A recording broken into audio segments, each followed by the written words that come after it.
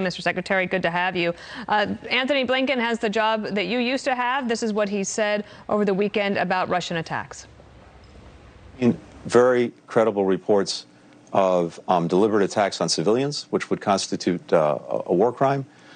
We've seen very credible reports about the use of certain weapons. What we're doing right now is making sure that as people and the appropriate organizations and institutions investigate whether war crimes have been or are being committed. So what's the next step out of that, Mr. Secretary? Well, thanks for having me on today, Bill. Thanks for letting me be on the show, too.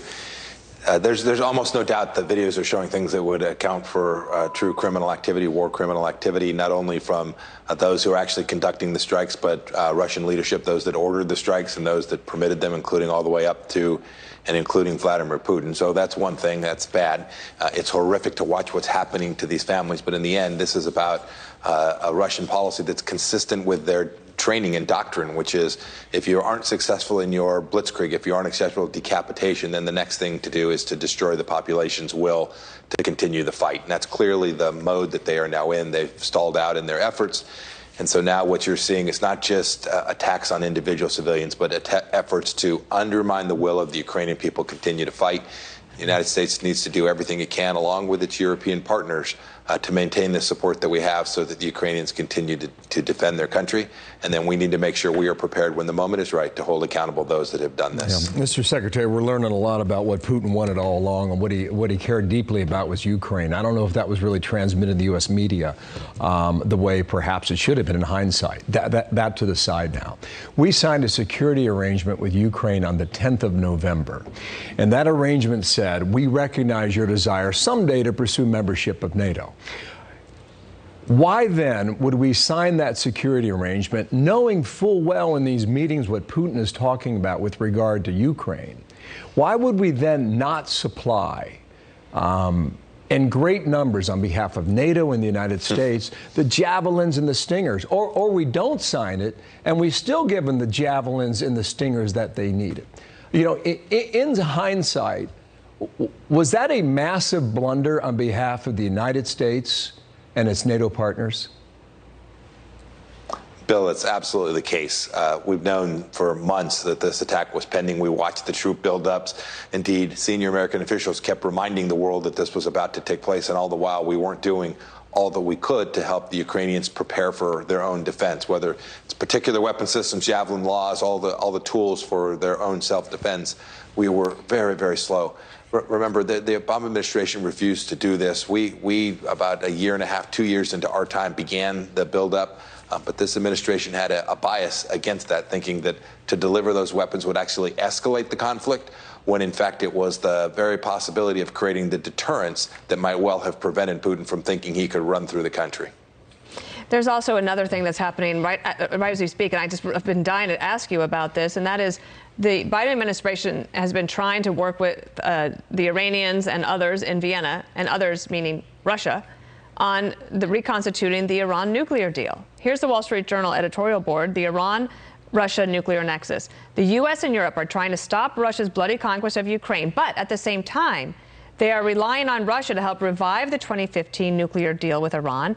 No wonder Russia feels emboldened to call for even more capitulation from the West.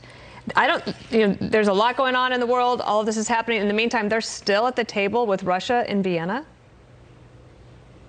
You know, I'm in Singapore talking to you today, talking to the Southeast Asian countries about their concerns about whether America will be here to provide the things that they need so they can defend their own countries too. When they watch us sitting at the table with the Russians while the Russians are killing women and children on bridges in Irpin, Ukraine, they shake their heads. It is completely nutty to think that we would either allow the Russians to participate in negotiating a deal with the Iranians, or that in the end we would lift the terror designations on the very Iranians that are trying to kill people all across the world.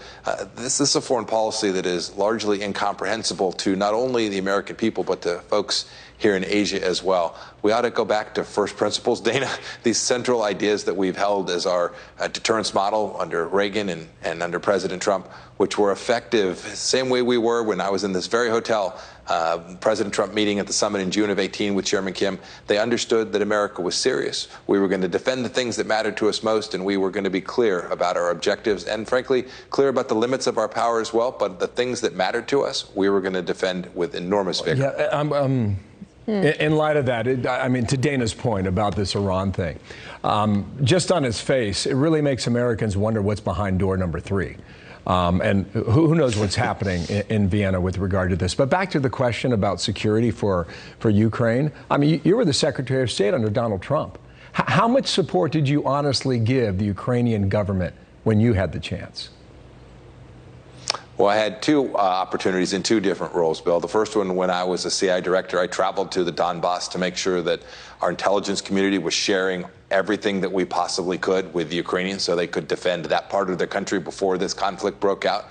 And so we developed an intricate, deep set of intelligence relationships. That's a very important part so that we can make sure they have the info they need to defend themselves.